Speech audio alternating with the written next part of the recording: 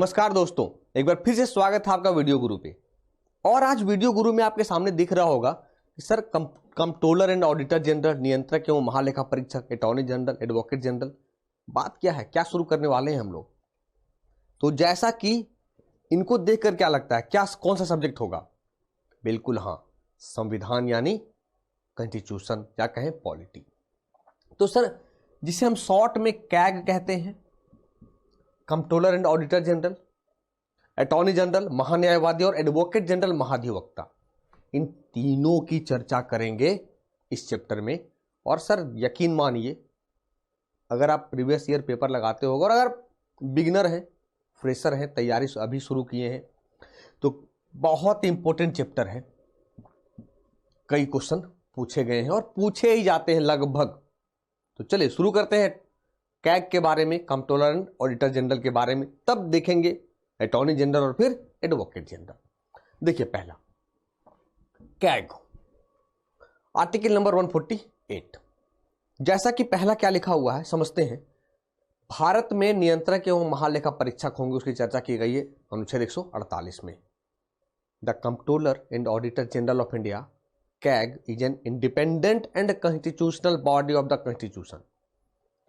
भारत का नियंत्रक और महालेखा परीक्षक यानी कैग कहें, संविधान का एक स्वतंत्र और संवैधानिक निकाय है।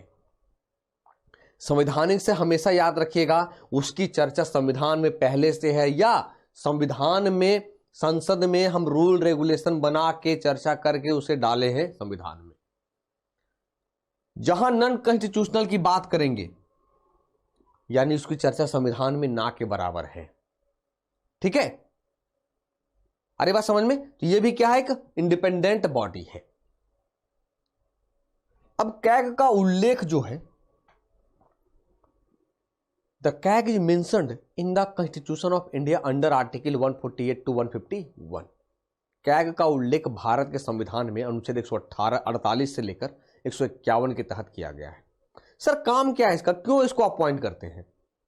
सर ऐसे समझते हैं, जितनी सारी कंपनियां हैं, कंपनियां अपना फाइनेंशियल एडवाइजर रखती हैं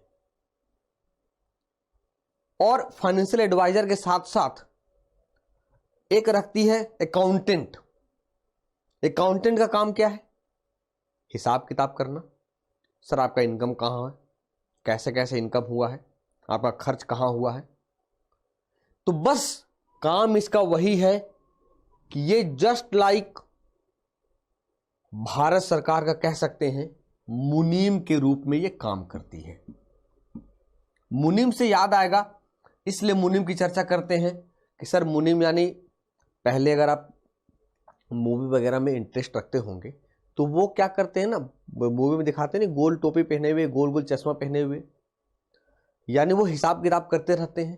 तो सर ये भारत सरकार के बिल्कुल मुनीम है, भारत सरकार के मुनीम है। ये हिसाब किताब करेंगे पूरा का पूरा कि आपका इनकम कहां कहां से आया, किसी पार्टिकुलर प्लानिंग में जो आपका खर्च है कहां गया। इसीलिए कहा ही is the head of the Indian audit and accounts department. वह भारतीय लेखा परीक्षा और लेखा विभाग के प्रमुख है। ठीक है, चलिए और आगे देखिए। फिर क्या कहा, ही is the guardian of the public purse. अच्छा, वह सार्वजनिक पर्स का संरक्षक है। सार्वजनिक यानी हमारा और आपका नहीं। सर हमारी जो फंड होंगी, हमने जो पैसा दिया सरकार को, कैसे, टैक्स के रूप में, सरकार का ये इनकम हो गया, सरकार इस इनकम को कहां कहां खर्च करेगी, कहां कहां खर्च करेगी। तो ये पूरा का पूरा खर्च और इनकम का हिसाब किताब रखेंगे, यानी कह सकते हैं कि he is the guardian of the public purse and controls the entire financial system of the country at both the levels, the center and the state। वह सार्वजनिक पर्स का संरक्षक है और देश की संपूर्ण वित्तीय प्रणाली को केंद्र और राज्य दोनों स्तरों पर नियंत्रित करता है। ठीक है, चलिए और आगे देखिए क्या हो। इसलिए this is the reason why Dr. B.R. Ambedkar said that the CAG shall be the most important officer under the Constitution of India। इसलिए बाबा साहब ने कह दिया कि CAG यानी कैग भारत के संविधान के तहत सबसे महत्वपूर्ण अधिकारी होगा, सबसे महत्वपूर्ण अधिकारी होगा। होगा क्यों नहीं? इनकम और एक्सपेंडिचर दोनों का जो हिसाब किताब है सब कुछ तो रखता है, देखता है। ठीक है, अब देखते हैं अपॉइंटमेंट, इसकी नियुक्ति कौन करता है, कैसे इसकी नियुक्ति होती है। The controller and auditor general of India appointed by the president, यानी जितनी भी नियुक्तियां होंगी सर, सब के सब नियुक्ति कौन करेंगे? राष्ट्रपति करेंगे। ये चीज हमेशा याद रखिएगा। हाँ, ये हम होगा जरूर। Of India following recommendation of the prime minister, Bharat के नियंत्रक और महालेखा परीक्षक की नियुक्ति भारत के राष्ट्रपति द्वारा प्रधानमंत्री की सिफारिश के बाद की जाती है। लेकिन जो आपके एग्जाम हॉल में पूछा जाए तो यही होगा, नियुक्ति कौन करेंगे? भारत के राष्ट्रपति करेंगे। कौन करेंगे? भारत के राष्ट्रपति करेंगे। ठीक है, ओथ या अफर्मेशन, शपथ लेते हैं sir. CAG has to take an oath और affirmation before the president of India, CAG को भारत के राष्ट्रपति के समक्ष शपथ या प्रतिज्ञान लेनी होती है। भाई संवैधानिक पद हैं तो इनको भी शपथ कौन दिलाएगा? राष्ट्रपति दिलाएंगे। ठीक है, टर्म क्या होगा? 6 इयर्स और up to 65 years of age. एक चीज समझिएगा, चीफ इलेक्शन कमिश्नर या कहें इलेक्शन कमिश्नर का टर्म भी 6 इयर्स और 65 years which ever comes earlier था। तो जो इलेक्शन कमिश्नर का था वही हो जाएगा इनका, यानी 6 वर्ष या 65 वर्ष की आयु जो भी पहले होंगे कैग काम करेंगे। CAG will not be eligible for any office of the government of India after retirement. एक चीज सर ये समझिए कि सर आप जैसे ही कैग के रूप में रिटायर करेंगे या भारत सरकार के किसी भी पोस्ट के अंदर कार्य नहीं करेंगे। कैग सेवानिवृत्ति के बाद भारत सरकार के किसी भी कार्यालय के लिए पात्र नहीं होंगे। साफ साफ स्पष्ट शब्दों में हमारे संविधान में इसकी चर्चा की गई है। यानी आप रिटायर करने के बाद भारत सरकार के अंदर काम नहीं कर सकते हैं। That's it, final. ठीक है, आगे देखिए। फिर हटाएंगे कैसे? He can be removed by the president either on the grounds of proved misbehaviour और इनकैपेसिटी। उन्हें राष्ट्रपति द्वारा या तो सिद्ध दुर्व्यवहार या अक्षमता के आधार पर हटाया जा सकता है। यानी the method of removal is the same at that of the जज ऑफ द सुप्रीम कोर्ट। एक चीज समझिएगा, प्रेसिडेंट हो, सुप्रीम कोर्ट जज हो, हाई कोर्ट जज हो, चीफ इलेक्शन कमिश्नर हो, कैग हो, इन सब को हटाते हैं महाभियोग लगाकर। कैग और चीफ इलेक्शन कमिश्नर और हाई कोर्ट के जज, इन तीनों को हटाएंगे सुप्रीम कोर्ट के जज के तरह। सुप्रीम कोर्ट की जज को हटाएंगे प्रेसिडेंट की तरह। प्रेसिडेंट को हटाते हैं इम्पीचमेंट यानी महाभियोग लगाकर। तो कभी कभी इकट्ठे क्वेश्चन पूछता है इनमें से किस पर महाभियोग लगा सकते हैं या नहीं लगा सकते हैं। तो आपके सामने सारा कुछ क्रिस्टल क्लियर है, एकदम दर्पण की तरह, मिरर की तरह साफ है। ठीक है, आगे देखिए। अब सैलरी एंड अलाउंसेस, वेतन और भत्ते, इनका वेतन जो होगा किस पर भारित तो होगा, यही क्वेश्चन रहता है। The administrative expenses of the office of the CAG including all salaries, allowances and pensions of the persons serving in that office are charged upon the consolidated fund of India। CAG के कार्यालय का प्रशासनिक व्यय रख रखाव में खर्च होगा ना सर, उस कार्यालय में सेवारत व्यक्तियों के सभी वेतन, भत्ते और पेंशन सहित भारत के संचित निधि पर भारित होता है। ठीक है, याद रहेगा, एकदम याद रखना है, ये क्वेश्चन कई बार रिपीट होते हैं। अब कार्य देख लेते हैं, काम क्या होगा। He audits the accounts related to all expenditure from the consolidated fund of India. संचित निधि से जितने सारे खर्च होंगे, राज्य के संचित निधि से जितने सारे खर्च होंगे, सबका हिसाब किताब कैग रखेगा। वह भारत के संचित निधि, प्रत्येक राज्य के संचित निधि और विधानसभा वाले प्रत्येक केंद्र शासित प्रदेश, समझना, विधानसभा वाले प्रत्येक केंद्र शासित प्रदेश यानी दिल्ली और पुडुचेरी, 2 केंद्र शासित प्रदेश में ही विधानसभा है, उन सब का लेखा जोखा करना कैग का काम है। इसीलिए क्लास के प्रारंभ में, बिगिनिंग में ही कहा कि सर ये भारत सरकार के कहें या राज्य सरकार के मुनीम होते हैं, इसलिए मुनीम शब्द को यूज किया ताकि आपको समझने में आसानी हो। और क्या काम करेंगे सर इसके साथ साथ? He audits all expenditure from the contingency fund. अच्छा, एक संचित निधि और एक आकस्मिक निधि होता है। कंटीजेंसी फंड क्या है? जहां पे पैसा आकस्मिक रूप से हम पैसा को निकालते हैं। आकस्मिक निधि और सार्वजनिक खाते के साथ साथ पब्लिक अकाउंट, प्रत्येक राज्य की आकस्मिक निधि और प्रत्येक राज्य के सार्वजनिक खाते से सभी व्यय का लेखा जोखा करते हैं। इसीलिए नाम में ही देखिए सर, ऑडिटर। ऑडिटर का काम क्या होता है? ऑडिट करना कि कहां गड़बड़ घोटाला हुआ है, कुछ कहां आपने गड़बड़ झाला कर दिया है। ठीक है, अब देखिए एक क्वेश्चन ये बनता है कि कैग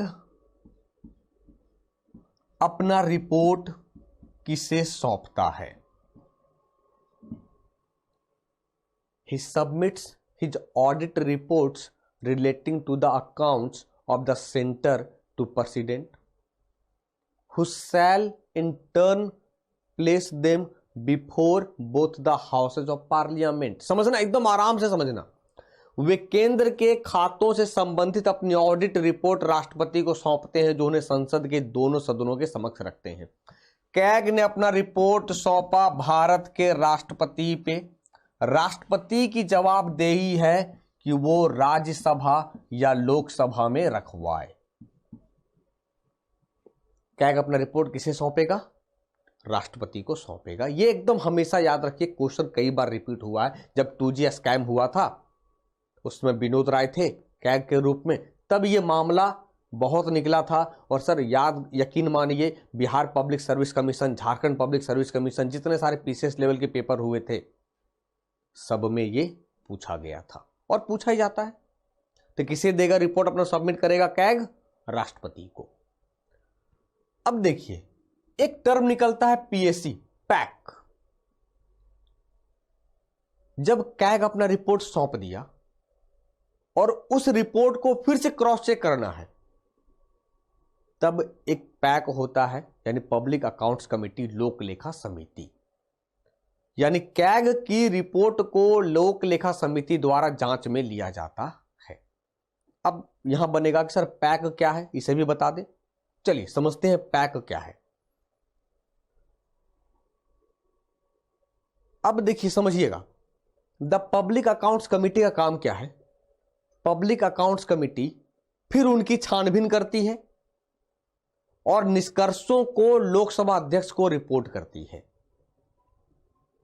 यानी कैग अपना रिपोर्ट प्रेसिडेंट को दिया, समझिएगा, प्रेसिडेंट ने पार्लियामेंट में रखा और पार्लियामेंट में रिपोर्ट आने के बाद लगा कि यार कुछ गड़बड़ है, तब पार्लियामेंट के द्वारा जो रिपोर्ट आया, इस रिपोर्ट को क्रॉस चेक करेगा पीएससी, पब्लिक अकाउंट कमेटी, और फिर पब्लिक अकाउंट कमेटी अपना रिपोर्ट स्पीकर ऑफ लोकसभा को सौंपेगा। यानी इस डायग्राम के जरिए हम अच्छे तरीके से समझ सकते हैं। अगर एग्जाम में आए, पब्लिक अकाउंट कमेटी अपना रिपोर्ट किसे सौंपेगी? Speaker of Lok Sabha. कैग किसे सौंपेगा? राष्ट्रपति। संसद में रखने की जिम्मेदारी किसकी? राष्ट्रपति की। ठीक है, चलिए आगे। अब यहां देखिए, तो ये तो सर सेंटर की बात हो गई, केंद्र की बात हो गई। राज्य में क्या होगा? He submits his audit reports relating to the accounts of a state। वे एक राज्य के खातों से संबंधित अपनी ऑडिट रिपोर्ट राज्यपाल को सौंपेंगे। और राज्यपाल क्या करेंगे, उन्हें राज्य विधानमंडल के समक्ष रख सकते हैं। यानी वे एक राज्य के खातों से संबंधित अपनी ऑडिट रिपोर्ट राज्यपाल को सौंपते हैं, जो उन्हें राज्य विधानमंडल के समक्ष रख सकते हैं। यानी जहां केंद्र की जो थी राष्ट्रपति को सौंपते थे, राष्ट्रपति पार्लियामेंट में रखता था, और यहां राज्यपाल को सौंपेगा, राज्यपाल की जिम्मेवारी है राज्य विधानमंडल में रखेंगे। और फिर अगर गड़बड़ है तब यहां भी पीएससी होगा, और यह पीएससी विधानसभा स्पीकर को सौंपेगा। बिल्कुल सर एक समान है, वहां राज्य है, यहां केंद्र है, यहां केंद्र है, वहां राज्य है। ठीक है, अब आ जाइए, the first controller and auditor general कौन है, कौन थे? भारत के पहले नियंत्रक और महालेखा परीक्षक वी नरहरि राव थे। भारत के पहले नियंत्रक और महालेखा परीक्षक वी नरहरि राव थे। एट प्रेजेंट टाइम की बात करें तब राजीव महर्षि है। कौन है? राजीव महर्षि वर्तमान कैद है।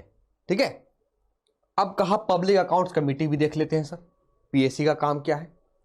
Public Accounts Committee is one of the standing parliamentary committees which was first established in 1921 under the Government of India Act 1999 provisions.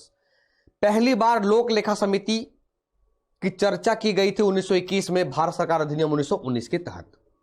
पहला क्वेश्चन, पहली बार पब्लिक अकाउंट कमेटी का चर्चा कब किया गया?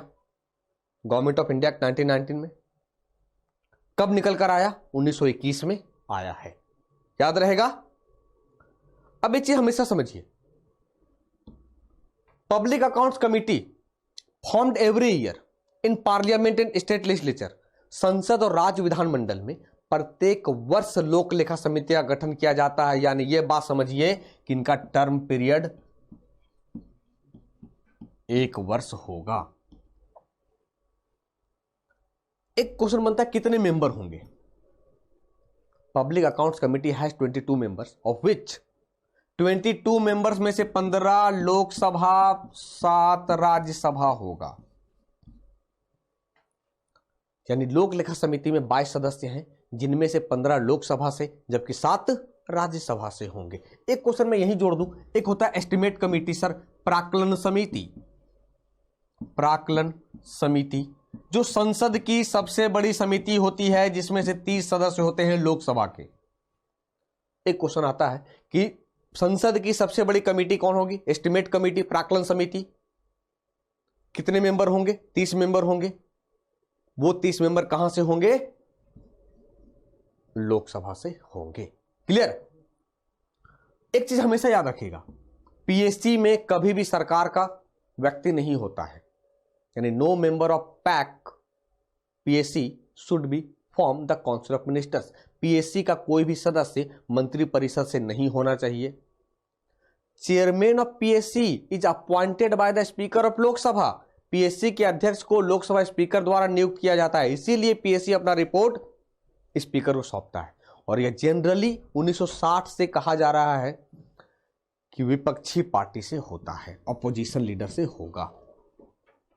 ठीक है, चलिए अब आ जाइए attorney general of India, Bharat के महान्यायवादी, आर्टिकल नंबर 76। सर जैसे हमने कैग को कहा भारत सरकार का मुनीम, ये हो जाएंगे भारत सरकार के वकील। तो बड़ी बड़ी कंपनियां यार अपना ऑडिटर रखती है, पर्सनल वकील होता है उनका। तो वैसे ही भारत सरकार के वकील कौन है? महान्यायवादी है। क्वेश्चन क्या आएगा? अटॉर्नी जनरल ऑफ इंडिया की चर्चा किस आर्टिकल में की गई? 76 में की गई। The attorney general of India is the Indian government's chief legal adviser and its primary lawyer in the supreme court of India. Bharat के महान्यायवादी भारत सरकार के मुख्य विधि सलाहकार और भारत के सर्वोच्च न्यायालय में इनके प्राथमिक वकील हैं। अब सवाल उठता है सर ये क्यों रखा जाता है इनको? अब ये देखिए, जब कोई मुद्दा होगा, ओरिजिनल जुडिशकेशन में जब पढ़ा था हमने सुप्रीम कोर्ट में कि सर सुप्रीम या सेंटर, केंद्र सरकार और राज्य सरकार के बीच जब कोई विवाद होगा तो सुप्रीम कोर्ट जाएगा। तो भाई सरकार की तरफ से प्रधानमंत्री तो जाएंगे नहीं, कौन जाएगा? तब महान्यायवादी वहां जाते हैं और सरकार का पक्ष रखते हैं, इसलिए इनकी अपॉइंटमेंट जरूरी है। इसलिए कहा जाता है is called the highest law officer in the country, देश का सर्वोच्च विधि अधिकारी कहा जाता है। एक बार एग्जाम में पूछ चुका है कि किसे देश का सबसे बड़ा अधिकारी कहा जाएगा, लॉ छुपा हुआ था, क्वेश्चन में दिया ही नहीं था। तब देश का सबसे बड़ा अधिकारी होगा attorney general of India, Bharat के महान्यायवादी। ठीक है, देखिए अपॉइंटेड देख ले, नियुक्ति इसकी देख ले, he is appointed by the president of India. इनकी भी नियुक्ति राष्ट्रपति करेंगे, लेकिन भैया सिफारिश तो करेंगे प्रधानमंत्री, उनके मंत्रिमंडल करेंगे। इनका टर्म कहीं फिक्स नहीं है, जहां आप प्रसाद पर्यंत समझिएगा, यह मान लीजिएगा कि वो राष्ट्रपति के रहमो करम पर है, यानी he is appointed by the president of India under article 76(1) of the constitution and holds office during the pleasure of the president. राष्ट्रपति के प्रसाद पर्यंत ये पद धारण करेंगे। सर इनकी सैलरी भी फिक्स नहीं है, राष्ट्रपति के प्रसाद पर्यंत इनकी सैलरी डिपेंड करेगा राष्ट्रपति पर कि इनकी सैलरी कितनी मिलनी चाहिए। ठीक है, देखिए क्यों ऐसा होता है। अपॉइंटमेंट ऑफ टेन्योर की बात करें तो because the term of attorney general of India is not fixed by the constitution, क्योंकि भारत के महान्यायवादी का कार्यकाल संविधान द्वारा निर्धारित नहीं है। अब भैया संविधान में है ही नहीं तो राष्ट्रपति क्यों टेंशन ले, इसलिए राष्ट्रपति के प्रसाद पर्यंत कह दिया जाता है। जनरली होता यही है सर कि जैसे ही सरकार बदलती है 5 साल के बाद भी अटॉर्नी जनरल बदल दिए जाते हैं, क्योंकि सरकार अपने तरीके से मैनेज करती है।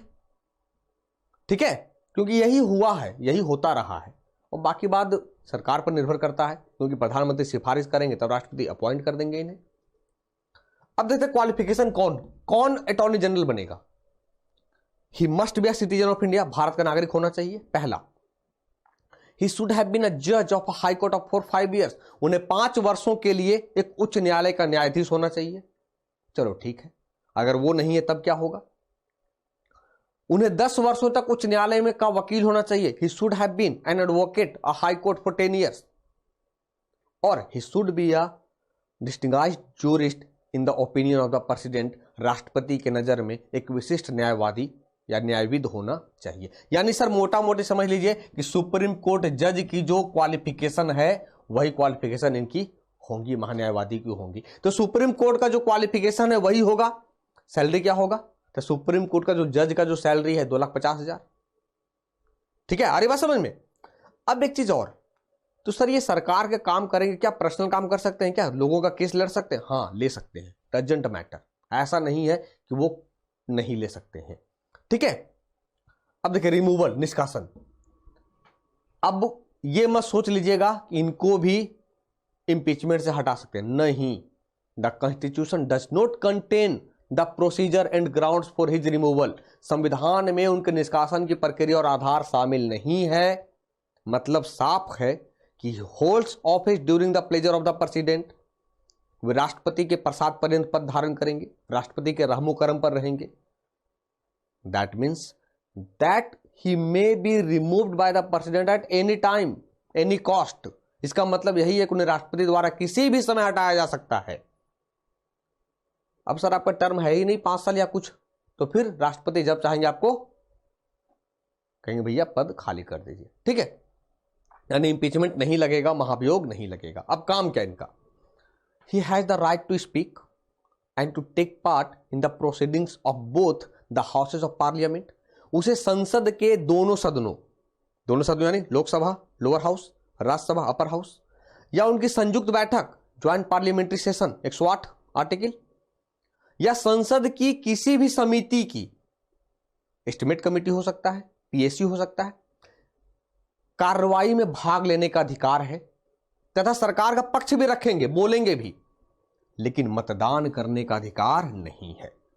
आप कहोगे सर मतदान यानी लोकसभा का चुनाव है, मतदान नहीं करेंगे क्या? करेंगे। कहां मतदान नहीं करेंगे? अगर लोकसभा में वोटिंग हो रहा है, राज्यसभा में वोटिंग हो रहा है, तो आप वोट नहीं करेंगे, सरकार का पक्ष रखेंगे। क्यों वोट नहीं करेंगे? ये ना लोकसभा के सदस्य होते हैं, ना राज्यसभा के सदस्य होते हैं, इसलिए इनको वोटिंग राइट नहीं है। आप केवल पक्ष रख सकते हैं सरकार का, दैट्स इट। ठीक है। इसके अलावा क्या होगा कि आपको भारत के किसी भी कोर्ट में सुनवाई का अधिकार होगा, भारत सरकार का पक्ष रख सकते हैं। The attorney general of India has the right to audience in all courts in the Indian territory. Bharat के महान्यायवादी भारतीय क्षेत्र में सभी न्यायालयों में सुनवाई का अधिकार है। ठीक है। और एक चीज ये टर्म समझिएगा, कहा क्या, he enjoys all the privilege and immunities that are available to a member of parliament. यानी एमपी को जितना सुख सुविधा मिलता है सर, वो सारा सुख सुविधा का लाभ उठाएंगे भारत के महान्यायवादी यानी के वेणुगोपाल साहब। आ रही बात समझ में? चलिए अब आगे देखिए। यहां अगर हम देखें, the first and the longest serving attorney general of India was Motilal Chimanlal Setalvad. Bharat के पहले आया है क्वेश्चन कि पहले first attorney general of India कौन होंगे, तो मोतीलाल चेमनलाल सीतलवाड़। और सबसे लंबे समय तक ये कार्यभार संभाले हैं। वर्तमान समय में कौन है, के वेणुगोपाल साहब हैं। अब इसी से हमारा क्वेश्चन बन जाता है advocate general of the state. अब सर आप सोचिए, भारत सरकार के लिए ये वकील के रूप में काम करेंगे, तो सर राज्य सरकार के लिए भी चाहिए। क्यों, राज्य सरकार को प्रॉब्लम नहीं होता है? हो सकता है यूपी और उत्तराखंड के बीच विवाद हो जाए, या यूपी या एक बड़ी कंपनी यूपी का उसके बीच विवाद हो जाए, तो जाहिर सी बात है अगर विवाद होगा तो प्रधानमंत्री, यूपी के मुख्यमंत्री तो जाएंगे नहीं। इस कारण से एडवोकेट जनरल का प्रावधान संविधान में किया गया है। एग्जाम में क्वेश्चन क्या बनेगा, जैसे आर्टिकल नंबर 76 से अटॉर्नी जनरल होंगे भारत सरकार के, वैसे आर्टिकल नंबर 165 से एडवोकेट जनरल होंगे, यानी राज्य के महाधिवक्ता। The constitution has provided for the office of the advocate general for the states. संविधान ने राज्यों के लिए भी महाधिवक्ता के पद का प्रावधान किया है। जैसे अटॉर्नी जनरल केंद्र के लिए सबसे बड़े अधिकारी हैं, विधि अधिकारी हैं, वैसे ही is the highest law officer in the state. वे राज्य के सर्वोच्च विधि अधिकारी होते हैं। क्लियर है यहां तक? चलिए आगे देखिए। यानी कह सकते हैं दस correspondence to the attorney general of India, यानी पत्राचार करेंगे भारत सरकार की यहां और यहां होंगे एडवोकेट जनरल। दैट में जो काम अटॉर्नी जनरल का भारत सरकार के लिए है, वही काम एडवोकेट जनरल का राज्य सरकार के लिए होगा। जैसे अटॉर्नी जनरल की नियुक्ति राष्ट्रपति करेंगे, एकदम देखिए तुलना करिए तभी याद रखने में आसानी होगी। जैसे अटॉर्नी जनरल की नियुक्ति राष्ट्रपति करेंगे, वैसे ही the advocate general is appointed by the governor. महाधिवक्ता की नियुक्ति राज्यपाल द्वारा की जाती है एक राज्यों में। ठीक है। अब क्वालिफिकेशन क्या होगा, हमने देखा कि अटॉर्नी जनरल के लिए क्वालिफिकेशन क्या है कि सुप्रीम कोर्ट के जज की जो क्वालिफिकेशन होती है, वही क्वालिफिकेशन अटॉर्नी जनरल का बनने के लिए होना चाहिए। तो बस सर वैसे ही यहां आ जाए, he must be a person who is qualified to be appointed in a जज ऑफ अ हाई कोर्ट। वह ऐसा व्यक्ति होना चाहिए जो उच्च न्यायालय का न्यायाधीश नियुक्त होने के योग्य हो। तो उच्च न्यायालय के न्यायाधीश नियुक्त होने के योग्य हो, यानी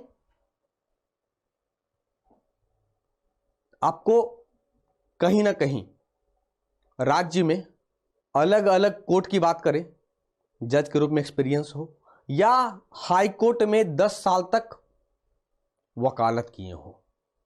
बाकी बात सर भारत का नागरिक होंगे तभी आप अपॉइंट होंगे, नियुक्त होंगे। ये इनकी क्वालिफिकेशन है। तो ये था हमने आज के चैप्टर में देखा क्या, कैग, अटॉर्नी जनरल और फिर एडवोकेट जनरल। दैट मीन्स जितने भी कॉन्स्टिट्यूशनल बॉडी हैं भारत के, उन सबको कवर करने की कोशिश की। एक चीज हमेशा याद रखिएगा, जब भी कॉन्स्टिट्यूशनल बॉडी की बात करें तो प्लानिंग कमीशन क्या है, गैर संवैधानिक निकाय है, नॉन कॉन्स्टिट्यूशनल बॉडी है। ठीक है। चलिए तो आज ये लेक्चर यहीं तक, मिलेंगे फिर से नए लेक्चर में, तब तक के लिए धन्यवाद।